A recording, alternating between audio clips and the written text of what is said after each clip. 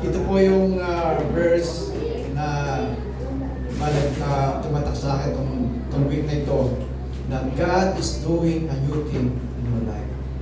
Amen. Naniniwala ba kayo mga kapatid? Amen. Diba ang Diyos ay patuloy na gumagawa ng mga bagong bagay sa ating buhay.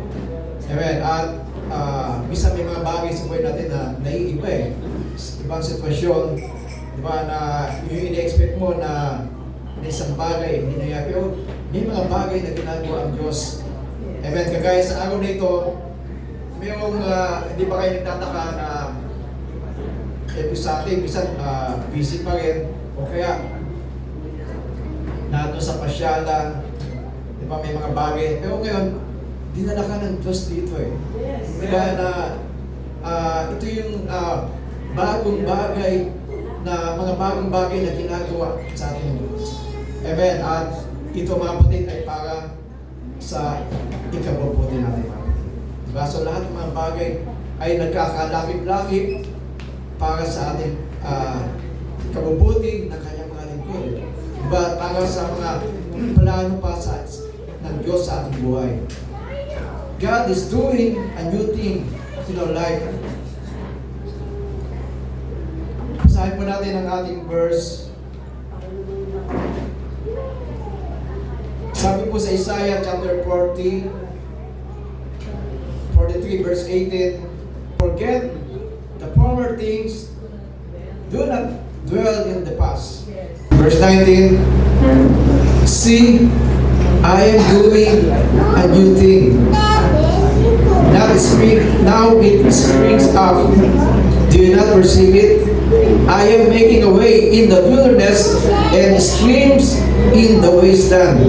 Diba napakagandang verse, talata mula sa Biblia na angkinin po natin mga kapatid sa ating buhay. Sa Tagalog sabi, huwag ninyong alalahanin ang mga dating bagay o bulayin man ang mga bagay ng una. Masdan mo, ako ay gagawa ng isang bagong bagay. Ito'y naganap na, hindi mo ba makita? Gagawa ko ng isang daanan sa gitna ng disyerto at magkakaroon ng ilog sa lugar na yun. Praise God. Sa lugar na ito, sabi ng Panginoon. Praise God. Kaya nga sa atin natalungan. Diba? Hindi natin see, pag ito yung pangalan mo, I am doing a new thing in your life. Do you not see it? Amen. Sabi ng Panginoon ngayon, ako ay magawa ng bagong bagay sa iyong buhay. Hindi mo ba nakikita? Di ba? Hindi ba natin papansin mga kapatid na bawat araw mga kapatid ay may mga bagong bagay na ginagawa ang Diyos sa buhay natin. Di ba? Minsan, hindi natin napapansin, dinadala tayo ng Diyos sa isang direksyon na nais niya sa buhay sa natin. Di ba natin gawin? Naalala po natin yung ating talata ng nung tungkol sa nakita ng Panginoon yung dalawang mangisda na diba, sila Simon Peter na walang huling isda eh. At yung kanilang lambat ay nilinisan nila. Diba? At nung intuan sila ng Panginoon, sige, muli kayo mangisda. Diba? Sabi ng Lord, magtakot na kaming nangisda, wala kami nahuli. Pero dahil sa sinabi mo, gagawin namin. So, nung gimana, sumunod sila mga kapatid. At nung makakita lang na marami silang nahuling isda.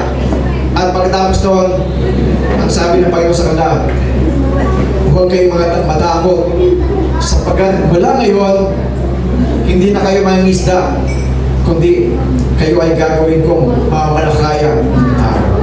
Diba? Ibang direksyon, mga kapatid, na mula ngayon, sabi ng Panginoon, kayo ay susunod sa akin at sila ay magiging disipulo ng ating Panginoon. So makita natin, iniwan nila eh. Diba? Yung, kumbaga, agad mga kapatid, susunod sila eh. Kasi ito na yung bagong direksyon ng Diyos na nais nilang gawin sa buhay nila. Diba? So, sa ating ding buhay mga kapatid, minsan nagtatanong tayo eh, Lord, bakit ito yung nangyari? Diba? Iba yung inaasahan mo sa mga bagay na dapat mangyari. Pero ito yung, diba, ito yung ginagawa ng Diyos eh. Kaya bawat araw mga kapatid ay makita natin na ito yung mga bagay na ginagawa ng Diyos sa buhay natin. Amen. Meron siyang mga bagay na minsan hindi natin maintindihan. Pero kailangan ng mga kapatid ay sunod lang tayo sa kalooban ng ating Panginoon. Praise God. So ano ba yung dapat natin gawin upang maunawaan natin yung mga bagay na nais ng Diyos sa buhay natin? So the first step to embracing the new thing that what God wants to do in your life is to change your focus. Amen? So ito yung unang hakbang, di ba, nililid tayo ng Diyos eh, sa bagong direksyon ng ating buhay. Di ba, para maunawaan natin mga kapatid, ano ba yung bagong nais ng Diyos para sa akin? Di ba? Ano yung nais ng Diyos na sa buhay ko ngayon?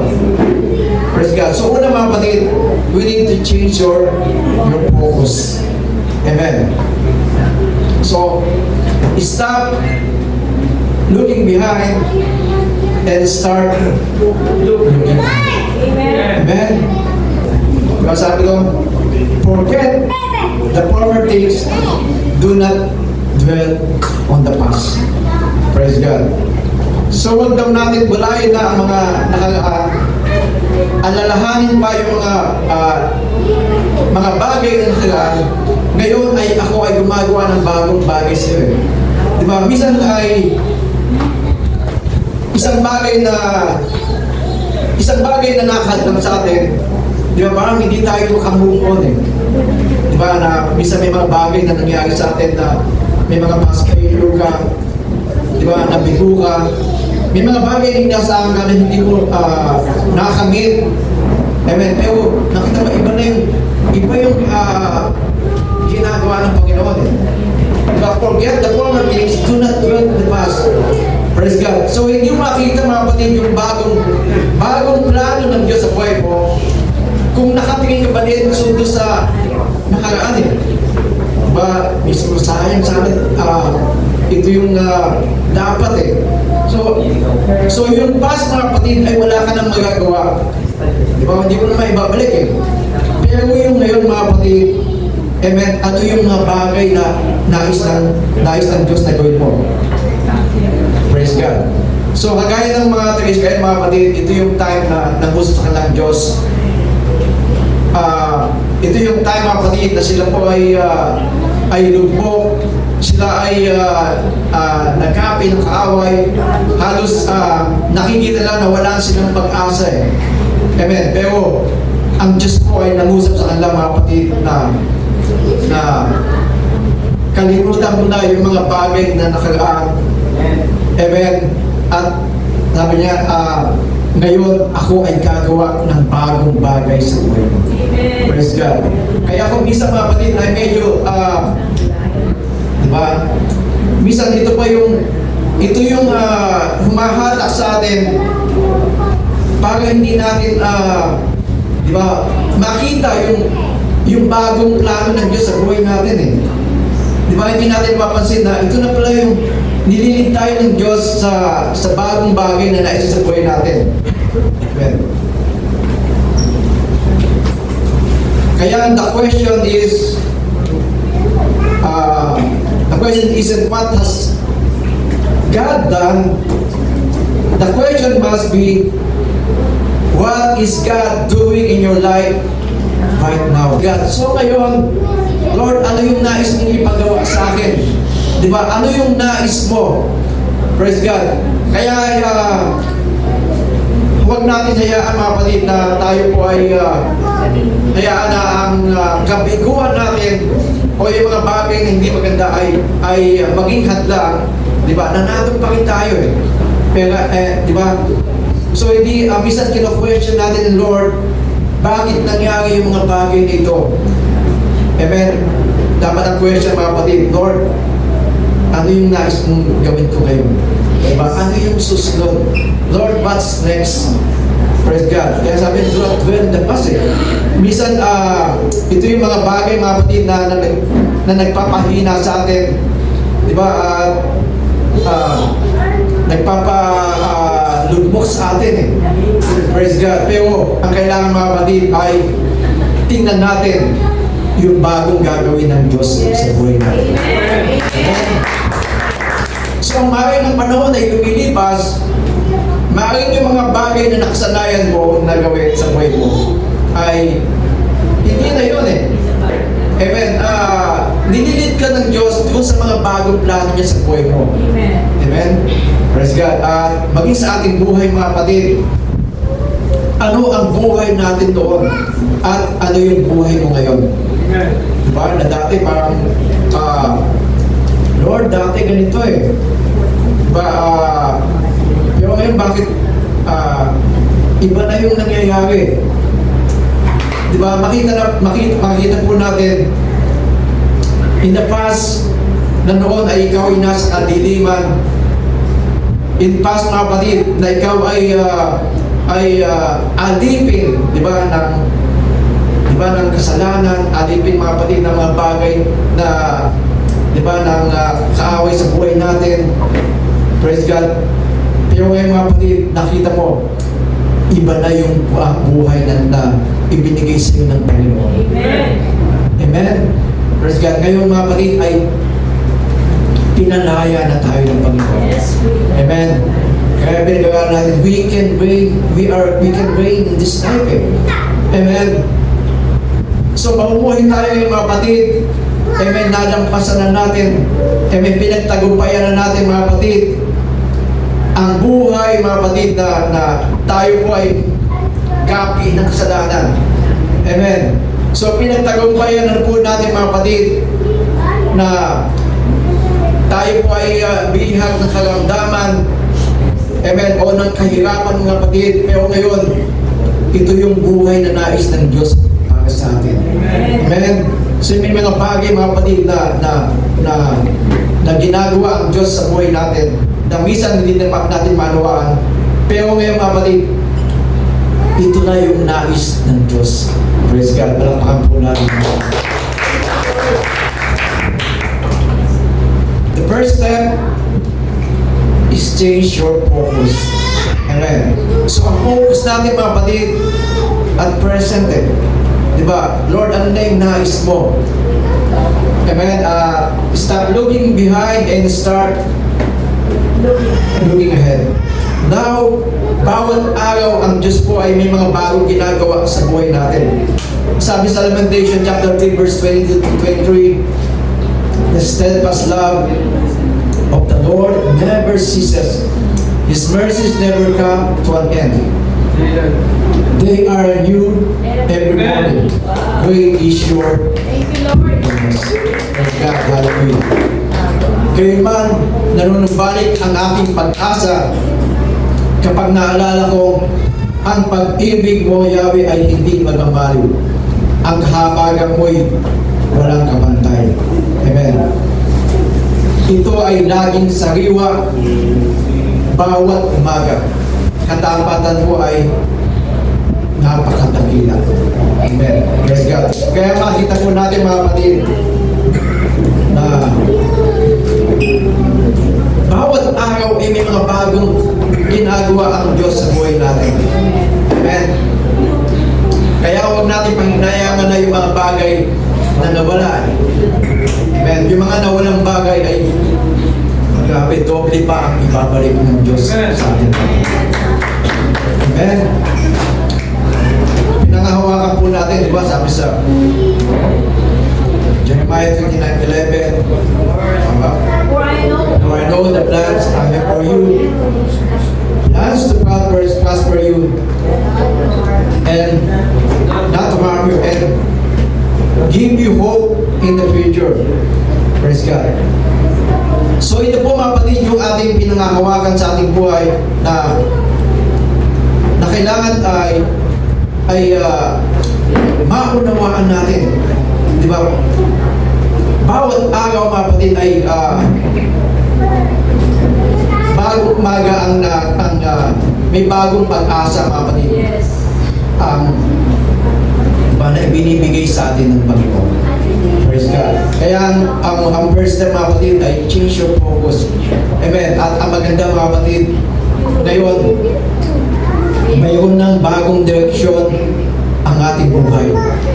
Nakita natin ang tunay na layunin ng ating buhay. Diba? Kapag naunawaan natin yung tunay na layunin ng buhay mo, simple lang wala ang buhay. Diba? Hindi nakakapagod ang buhay. Diba? Hindi pa ulit-ulit. Praise God. Simple lang pala mga kapatid. Kaya ang focus natin, ang unahin lagi natin, ang ating Diyos sa ating buhay. Kapag siya po ay pinuna natin, siya yung first priority natin sa ating buhay, amen, kasunod na ang lahat ng mga bagay. Amen. Amen. Praise God. So the next step is need to clarify. Diba? You need to clarify your focus. Discover what God wants for you. Amen. Kumbaga sa yung parang may telescope medyo malabo, kailangan i-focus mo eh. Maging malinaw sa'yo ano ba yung nais ng Diyos, mga kapatid. Praise God. Kaya napaka-importante mga kapatid na lagi natin narinig ang tinig ng Diyos sa ating buhay. Amen? So makikita natin mga kapatid yung nais niya sa atin. Praise God. So the next step mga kapatid para makita natin yung bagong plano ng Diyos sa buhay natin. Diba, yan, sabi ko, we need to clarify. Diba, maging malinaw eh. So we need to discover what God wants for you. Kaya sabi sa verse na binasa natin, forget the former things, do not dwell in the past. Sabi, see, I am doing a new thing. Now it's spring up. Ito ay nagaganap na. Do you not perceive it? I am making a way in the wilderness and streams in the wasteland. Praise God. Makikita po natin mga kapatid na ngayon ang Diyos ay gumagawa ng mga bagay. Diba? Minsan hindi natin napapansin mga kapatid. Grabe, parang inisip mo na ikaw ay bigo na naman, ikaw ay failure. Diba? Parang walang nangyayari. Pero actually mga kapatid, ang Diyos ay patuloy na kumikilos sa iyo. Diba? Hindi mo lang napapansin na patuloy na inikilig ka doon sa buhay na nais niya sa iyo. Diba? At bagamat may tila imposible mga kapatid, sabi dito, I am making a way in the wilderness and streams in water. In the wasteland. Mga kapatid, maski doon sabi, mga daang masukal, doon sa mga, diba, sa mga kagubatan, gagawa siya ng daan. Amen. Maging sa disyerto, diba, ay gagawa siya mga kapatid ng bukal ng ilog. Ibig sabihin, maski doon sa bagay na inisip natin, diba, Lord, paano na ito? Lord, ano yung gagawin ko? Pero, diba, makikita natin mga kapatid, mamamangha ka doon sa gagawin ng Diyos sa atin. Amen? Kailangan lang mga kapatid, maging malinaw sa atin, clarify sa atin, the next step, di ba, na nagagawin sa buhay natin. Kapatid, grabe ito yung sa panahon mga kapatid na sila ay nandun sa mga disyerto, di ba, nakita na yung pag-ius ng Diyos eh. Di ba, na doon ay, di ba, ang pagkain nila ay pupulutin na lang. Diba? Bawat araw mga kapatid. Praise God. At diba, ang instruction sa kanila mga kapatid ay kukuha lang sila ng makakain nila sa araw na yun. Diba? Sapat lang. At pagdating ng mga ng ikapitong araw kung saan ay kinabukasan ng araw ng pag sa Panginoon, kailangan doble kunin nila dahil kinabukasan ay di ba, hindi sila nagawa kasi ito yung Lord's Day. Pero yung mga tao mga patid na matigas ang ulo, grabe ito na yung kumuha ng madami pero kinabukasan napanis. Di ba? Nung sumunod na araw, okay lang pala, bukas meron naman kinabukasan wala naman dahil sabi ito yung araw ng pamamahinga. Praise God. Kaya nga mga kapatid, makita natin everyday press ang biyaya ng Panginoon. Amen. Bawat araw mga kapatid. Amen. Kailangan lang mga kapatid ay ibigay natin yung pagtitiwala natin sa Kanya. Amen. Walang araw mga kapatid na tayo po ay di ba, pinabayaan ng Diyos Praise God. Next. So you cannot live with yesterday's manna. You need a fresh direction today. This your daily, di ba? Daily grace. Every day mga kapatid, ito yung bagong biyaya ng Diyos para sa atin. Amen? So, dapat tayo mga kapatid na sumunod lang sa direction ng Diyos para sa atin. Amen? Dapat mga kapatid ay clear sa atin ano yung nais ng Diyos sa buhay mo. Diba? Everyday, sabi ng Panginoon, sige lang, kukunin mo lang yung mana yung kakainin mo bawat araw. Pero yung iba mga kapatid ay hindi pa rin nakasunod. So another example mga kapatid, sa Exodus chapter 17 verse 6, nung sila po ay nasa disyerto at sila po ay nauhaw ng ulan at walang tubig doon Sabi ng Panginoon kay Moses, mauna ka at dalhin mo ang iyong tungkod. At doon sa malaking bato ay aluin mo ng 2 beses. So nagpunta siya mga kapatid at nung pinataw niya yung malaking bato, dumalo yung tubig. So sa panawang senaryo mga kapatid na dumating na naman mga kapatid na sila ay naugaw at walang makuha tubig, halos isimpa nila si Moses, dinadang ba kami dito para mamatay o mauhaw? So ang instruction ng Panginoon, pumunta ka doon and sabi nito, speak the word. Diba? So nauli si Moses mga kapatid, sabi dala mo yung tungkod. So dahil mga kapatid, si Moses ay stress na dahil sa pagreklamo ng mga Israel. Grabe, anong ginawa niya? Ang instruction mga kapatid, speak to the rock. Pero ang ginawa ni Moses, hinampas yung bato mga kapatid. Amen. At sa pagkakataong ito mga kapatid ay naghalit ang Diyos mga kapatid. Naging dahilan para hindi sila makapasok doon sa promised land. Amen. So nakita po natin mga kapatid. Amen. So minsan mga kapatid na dahil sa mga tao na minsan dahil overloaded na, di ba, parang stress na sa buhay, parang hindi rin na maginig ang tinig ng Diyos So nauna sila mga kapatid na isipin yung malaking problema, nakalimutan nila yung malaking Diyos na pinaglilingkuhan nila. Amen. Na kaya nilang dapat pagkatiwalaan. Pero ang nangyari mga kapatid, amen, imbis na tugunin ang nais ng Diyos para sa kanila, amen, ang nangyari mga kapatid, naging dahilan para sila ay mapahamak. Amen. Kaya na importante mga kapatid, mas clear sa atin. Lord, ano yung nais mo ngayon?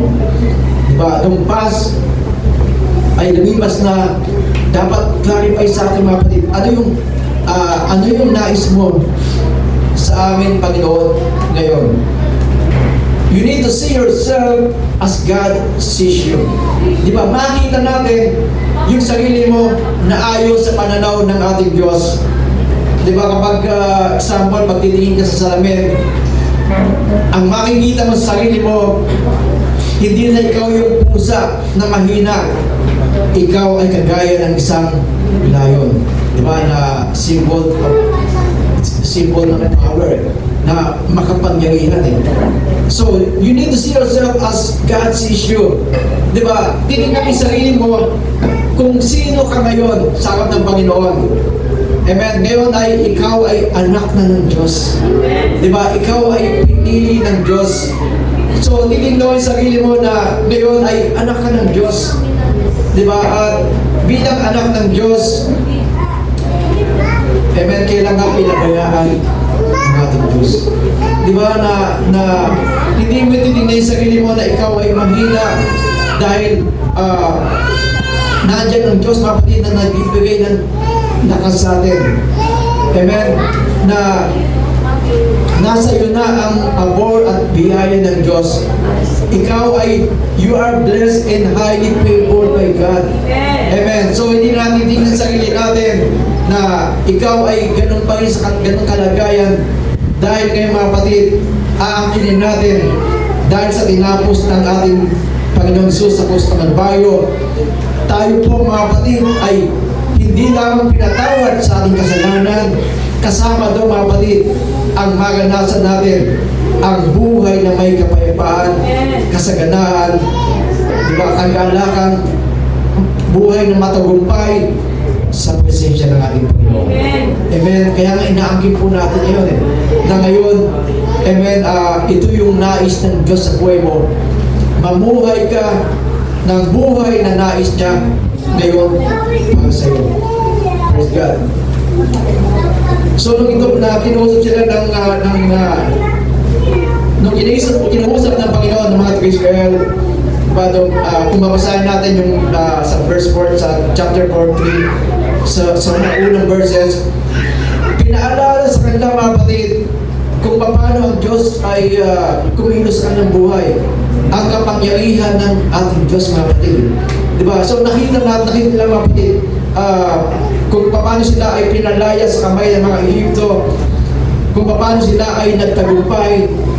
Diba? At sa panahon ito na hindi dapat na sila ay manghina at mawalang pag-asa sapagkat nakita nila ang kapangyarihan ng Diyos sa kanilang buhay.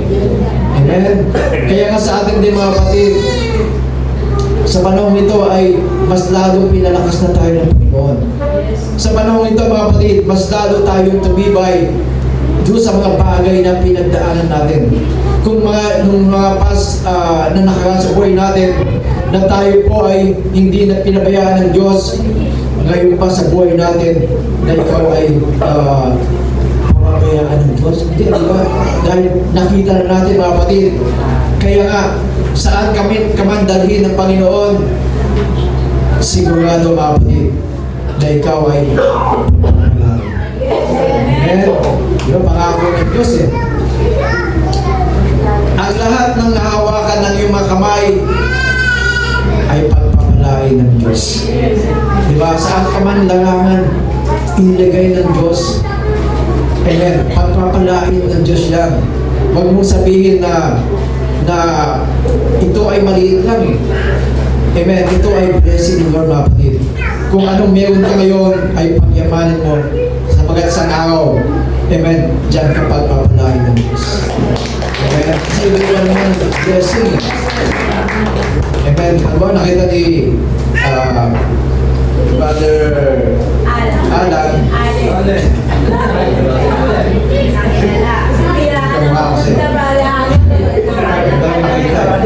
Nakita ni Brother Allen, pinagpapala si Brother si Betty. Grabe, grabe ang mga parlor niya talagang grabe, nagkusbong eh. Amen. Sabi ni Brother Allen, magpaparlor din kaya ako para yung din. Amen. Iba yung blessing ng Lord para sa iyo eh. Amen. At yung kanilagay ni Lord, diyan ka pagpapalain. Amen. So, kaya minsan mga kapatid, isang bagay na maganda, hindi tayo hinayaan ng Lord na manatili dito sa kalagayan natin. Amen. Unti-unti mga kapatid, na mula sa mababa mga kapatid, unti-unti mga kapatid, gamit tinataas tayo ng Diyos eh. Amen. Yung mga bagay, kaya ka nilagay ng Diyos dyan, ito yung time mga kapatid na makapag-ready ka. Amen. Para doon sa susunod na plano ng Diyos sa buhay mo. Amen. Kaya pag dumating yung mga kapatid, grabe, di mo mapansin, bakit ka nilagay sa lagangan na yan? Amen. Dahil ito pala yung plano ng Diyos sa buhay mo. Amen. Kaya dapat mga kapatid, ang focus natin, hindi na doon sa past eh. Bisan sa past, nandun pa rin yung galit mo, hinanakit mo, nandun pa rin yung panghihinayang mo. Ito yung time na alisin na natin mga kapatid. Amen. At tunguhin natin yung bagong plano ng Diyos para sa buhay mo. Amen. So, number 3 mga kapatid, you need to commit yourself to God's plan. Diba? Napakaganda mga kapatid yung commitment natin. Praise God. Nakita natin si Simon nung sabihin ng Diyos na mula ngayon hindi ka na mangingisda ikaw hindi ka na mamuli ng mga isda, kundi ikaw ay mamalakaya na ng mga tao. Kaya saglit mga kapatid, hindi siya nagdalawang isip. Iniwan niya lahat mga kapatid, sumunod lang sa ating Panginoon. Amen. So ngayon mga kapatid ay patuloy na nangungusap ang Diyos para sa atin. Di ba? Maring sa buhay natin nakaraan, anak, hindi ka para dyan. Di ba? Nice ng Diyos mga kapatid, mula sa kadiliman, haguin tayo sa bagong direksyon ng ating buhay. Amen. So ang kailangan ng mga kapatid, yung commitment natin na maibigay ang lahat-lahat sa ating Diyos. Praise God. Yung buhay na ito na ibinigay ng Diyos ay ibigay natin para sa Kanya. Diba? At makikita natin mga kapatid kung paano ang Diyos kikilos sa buhay natin. Praise God. Sabi sa Hebrews chapter 3 verse 15, today, when you hear His voice, don't harden your heart as Israel did when they were Lord. Amen. Sabi ngayon na marinig mo ang tinig ng Diyos, huwag mo nang pagmatigasin ang iyong puso. Kagaya ng pag-rebelde na ginawa ng mga Israel. Amen. So nakita ng, di ba, nakita natin yung bagong nais ng Diyos sa buhay natin. Di ba, naging malinaw sa atin, sumunod lang po tayo mga kapatid. At totally, i-commit natin ang buong buhay natin sa Kanya. Praise God. At makikita natin, kapag ito ay binigay po natin sa ating Panginoon, siya na po yung bahala mga kapatid. Amen. Praise God. Kaya ka sa atin mga kapatid, ngayon, hindi na ikaw yung nagmamayari. Susunod lang tayo. Diba, ang banal, nasa ating mga kapatid, ang banal na presensya ng Panginoon. At siya po mga kapatid, ang nag-lead sa direction na nais niya sa buhay natin. Sabi sa Romans chapter 8 verse 14, for all who are being led by the Spirit of God, these are the sons of God. So sino po yung mga tunay ng anak ng Diyos? Sila po mga kapatid ay di ba yung pinangunahan, nananahan ng banal na Espiritu ng Diyos at kilala ng Diyos yung mga nasa Kanya. Di ba yung tunay na sa ating Panginoon, sumusunod lang mga kapatid. Amen? So tayo mga kapatid ay susunod lamang doon sa nais ng Diyos para sa ating buhay. Praise God. Makita natin mga kapatid yung bagong plano ng Diyos para sa atin. Praise God. Kaya sa umaga nito mga kapatid, ang Diyos po ay nais gumawa ng bagong bagay sa buhay natin mga kapatid. Amen. Pagkakat hindi po natin napapansin, may mga bagay na tila na ibang direksyon na ibang sitwasyon sa buhay natin, pero inililid po tayo ng Diyos para doon sa magandang plano niya para sa atin. Amen. Kailangan lang mga kapatid, we need to change your focus. Forget the former things, do not dwell the past. See, I am doing a new thing. Now it spring up. Do you not perceive it? I am making a way in the wilderness and streams in the wasteland. Praise God. So, huwag na daw natin bulayin pa ang mga nakaraan. Ngayon, ang Diyos ay gagawa ng bagong bagay sa buhay natin. Diba? Hindi natin napapansin. Amen. Maski ito sa mga mahimalang bagay, mga kapatid, ay gagawa ang Diyos sa buhay natin. Praise God. So we need to change your focus. Stop looking behind and start looking ahead. Amen. And pangalawa, we need to clarify your focus. Maging malinaw po sa atin kung ano yung nais ng bagong nais ng Diyos para sa atin. So you need to discover what God wants for you. Amen. At bilang anak ng Diyos, mga kapatid, maunawaan natin, di ba, makikita natin yung bagong plano niya para sa atin.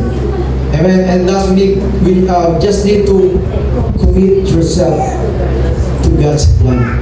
Amen. At nakikita natin, ito na yung magandang plano ng Diyos para sa atin. Amen. Praise God. Kaya nga sa umaga nito, mga kapatid, ito po yung mensahe ng Diyos para sa atin. Mensahe para sa iyo. God is doing a new thing in your life. Praise God. Ang Diyos po ay mayroong bagong plano sa iyong buhay. Siya po ay patuloy na kumikilos at patuloy na gumagawa para sa iyo. Amen? Kaya nga mga kapatid, paniwalaan po natin, pagtiwalaan lang natin, praise God, ang Diyos sa ating buhay. Amen. Praise God.